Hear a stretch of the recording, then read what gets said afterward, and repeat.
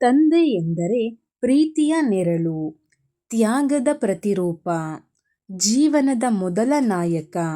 ನನ್ನ ಕನಸುಗಳಿಗೆ ರೆಕ್ಕೆ. ನನ್ನ ಕನಸುಗಳಿಗೆ ರೆಕ್ಕೆ ಕೊಟ್ಟವರು ನನ್ನ ತಂದೆ.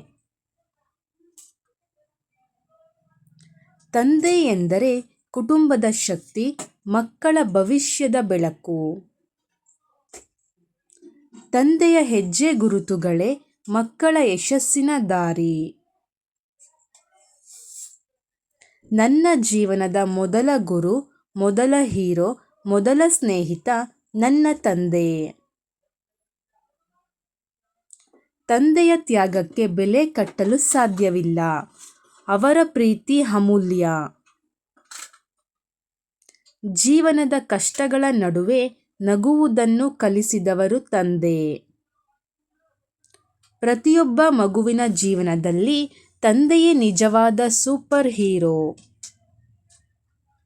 ತಂದೆಯ ಆಶೀರ್ವಾದ ಇದ್ದರೆ ಯಾವುದೇ ಗುರಿ ಅಸಾಧ್ಯವಲ್ಲ.